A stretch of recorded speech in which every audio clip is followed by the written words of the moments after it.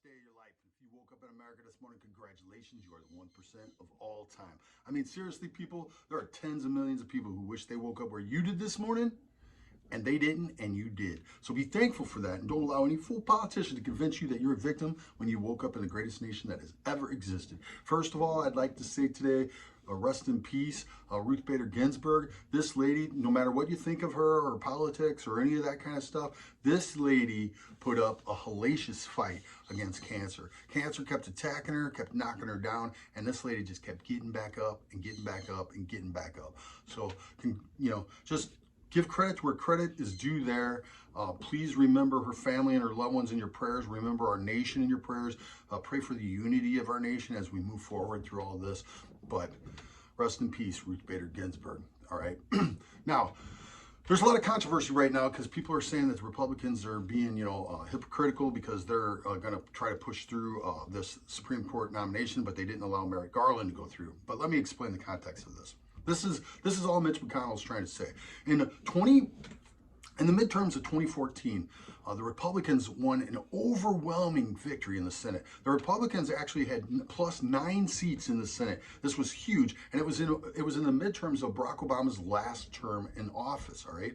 Now, before all this went down in 2013, Harry Reid had always fought for the filibuster. Harry Reid did not want to change the filibuster, but the left on his party, the left in his party, forced him, pushed him, and finally he agreed to get rid of the filibuster and allow it to be a simple majority vote for all federal judges, not Supreme Court judges, but all federal judges. As a result of that, when the Republicans took the Senate in 2014, this was a disaster for the Democrats. And so huge mistake. There's a reason why we have our traditions and things we do. And the Democrats, Harry Reid implemented the nuclear option, and he soon lived to regret that. So ever since then, the Republicans have had control of the Senate. All right. So at the end of Barack Obama's administration, when the legend Scalia, when Justice Scalia, this conservative legend, dies, Barack Obama picks Merrick Garland to be his replacement. And the Republicans refuse to allow Merrick Garland to have a vote.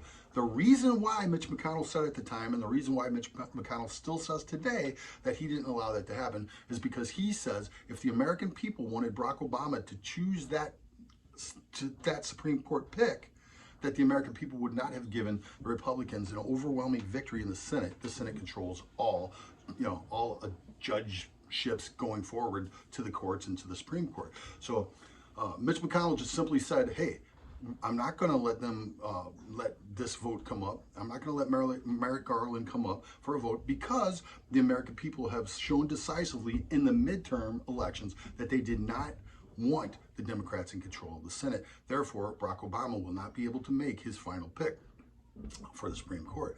All right, that's all he was saying. And then whoever won the election, so be it. And so when the election was won by Trump, Trump then goes on to pick his Supreme Court picks, and he's picked 2 of them so far.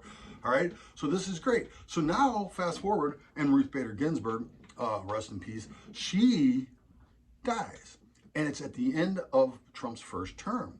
Now, Trump's going to fill that seat. Trump's going to pick someone. He's going to try to get that seat filled as fast as he can. The Republicans in the Senate are going to do so also. There's multiple reasons for this. The main reason that Mitch McConnell is saying, look, this isn't hypocritical, is because in Trump's midterms, unlike Obama, in Obama's midterms, he lost 9. The Republicans gained 9 Senate seats in the Senate.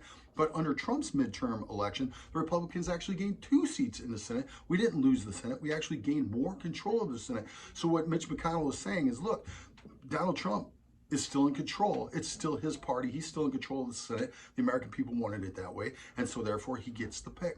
And so the Republicans are going to try to fill Ruth Bader Ginsburg's seat as fast as possible with a qualified conservative justice. It's just how it goes. It sounds like he's going to pick a woman. That's awesome. So that's the logic behind all of this, and that's what's going down in all this. And so it's not hypocrisy. It makes complete and total sense.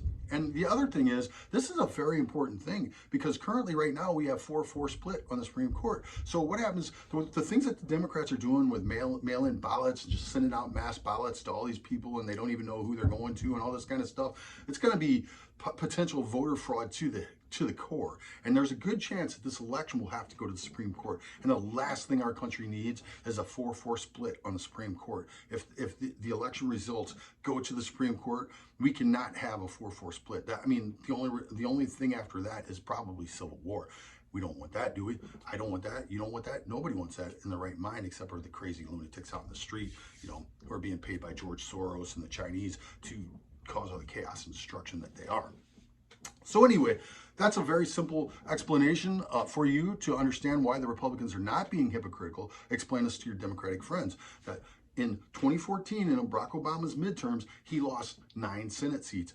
In 2018, in Trump's midterms, he gained 2 Senate seats, and the Republicans are still in control of the Senate. So therefore, the American people are saying, we want President Trump to make this decision, and so forth and so on, and that's what he's going to do. So that's a quick explanation of why the Republicans are not being hypocritical, and this is totally justifiable. And let me tell you, Harry Reid, I guarantee you, and all the Democrats regretted getting rid of the filibuster. And the Republicans at the time told them, don't do this. You will not always be in the majority. There's a reason why we have our traditions. And the left would not listen. Can you imagine that? Who could ever saw that one coming? The left would not listen. The left forced Harry Reid to do what he did. And as a result, there is going to be a pick for the Supreme Court, and more than likely that pick will be approved very quickly, and more than likely the conservatives will take over the Supreme Court with a dominant majority, and more than likely this means the end of Roe v. Wade eventually. And now, the end of Roe v. Wade does not mean that abortion will be illegal in the United States. This is a lie of the Democrats.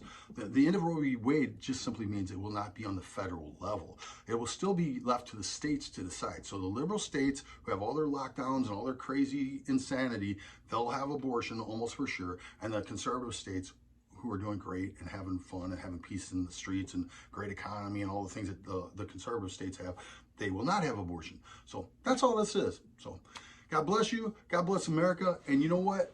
I got to say, Trump 2020, baby, man. His rally last night was out of hand. It was awesome, man. That dude is amazing. God bless America. God bless President Trump. Be praying, everybody. Peace.